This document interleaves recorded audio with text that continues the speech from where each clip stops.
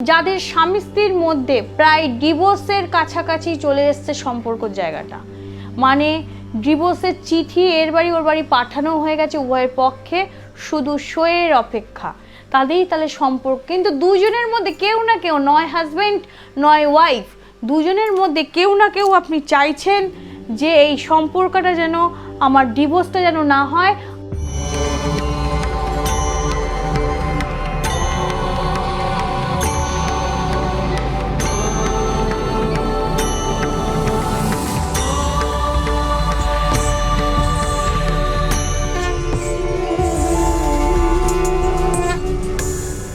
নমস্কার, আমি চন্ডিমাদি বলছি। আশা করি আপনারা ভালো আছেন, সুস্থ আছেন এবং সব সময় আপনারা ভালো থাকুন, সুস্থ থাকুন।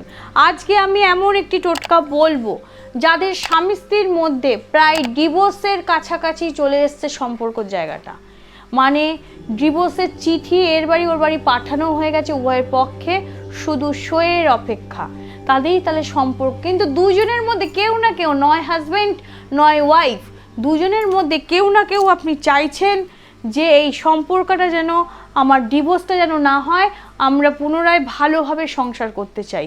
কিন্তু আপনার অপোজিট ব্যক্তি বা হাজব্যান্ড বা ওয়াইফ, সে কেউ একজন চাইছে সে সংসারটা করতে না, একজন চাইছেন করতে, একজন চাইছেন করতে না, কিন্তু পরিস্থিতির চাপে পড়ে আপনাকে ডিভোর্স পেপার ফাইল করতেই হয়েছে। তো তাদের সেই জায়গাটা টেকাবার জন্য এবং উভয়ে, যদি হাজব্যান্ডের ক্ষেত্রে বা ওয়াইফের ক্ষেত্রে হয়, দুজন মাথা ঠান্ডা করে যদি মেনে নিয়ে ডিভোর্সটা না করে কীভাবে সংসার আপনারা করবেন, সেই জন্য আজকে এমন একটি টোটকা আজকে আপনি বলতে চলেছি, শুধু মন দিয়ে শুনতে হবে আর সেইভাবেই প্রয়োগ করতে হবে। দোল পূর্ণিমার সামনেই, দোল পূর্ণিমা আসছে, এই দোল পূর্ণিমার দিন আপনি কি করবেন? এই দোল পূর্ণিমার দিন দেখুন, আমি একটি মাটির নয়, এটা আটা, যে আটার আপনারা রুটি খান, সেই আটার একটি পুতুল বানিয়েছি। এরকম আটার পুতুল, পুরুষ পুতুলটাকে বড় আকারে বানাতে হবে আর ছোট আকারে বানাতে হবে আরেকটি পুতুল, সেটি হচ্ছে মহিলা পুতুল। দুটি পুতুল আপনি আপনার মতো এরকম, ঠিক আমি যেভাবে বানিয়েছি সেভাবে বানিয়ে নেবেন। বানানোর পর এই পুতুলের ওপর দোল পূর্ণিমা তিথিতে যখন লেগে যাবে, এই পুতুলের ওপর আপনি হলুদ এবং সিঁদুর উভয় দুটো পুতুলের ওপর, ছোট পুতুল এবং বড় পুতুলের ওপর লাগিয়ে একটা পুতুলের সঙ্গে আরেকটা পুতুলের টাচ করে দেবেন। করে দেওয়ার পর দুটো পুতুলের মধ্যে আপনি মধু ছিটিয়ে দেবেন। মধু দিয়ে আপনি রাধা এবং কৃষ্ণ মূর্তি বা ফটোর সামনে এই পুতুল দুটিকে রেখে একটি আটার প্রদীপ, ঠিক সেম এরকম যেমন আমি আটার প্রদীপ বানিয়েছি, এরকম এক একটি করে, মানে 11টি আটার প্রদীপ জ্বালিয়ে পূর্ণিমা তিথি যখন লেগে যাবে, সে আটার প্রদীপে তেল এবং সলতে দিয়ে আপনি জ্বালাতে পারেন, বা ঘিয়ের প্রদীপ জ্বালালে সব থেকে বেশি ভালো হয়।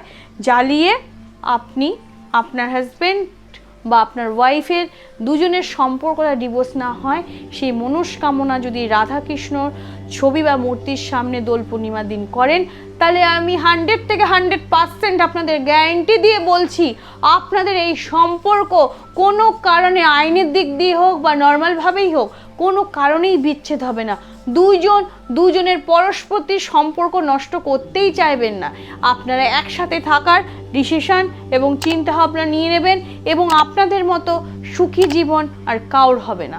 তো এই টোটকাটি করুন, করার পর আপনারা কেমন নিজেদের লাইফে কিভাবে আপনারা ভালো আছেন সেটি সরাসরি ফোন করে আমাকে জানান, কারণ আমি আপনাদের জন্যই এই টোটকাগুলি বলি, যাতে আপনারা ভালো থাকেন, সুস্থ থাকেন, সচ্ছলভাবে জীবনযাপন করতে পারেন, সবসময় হাসি খুশি নিয়ে নিজের জীবনটাকে চালিয়ে যেতে পারেন। নমস্কার।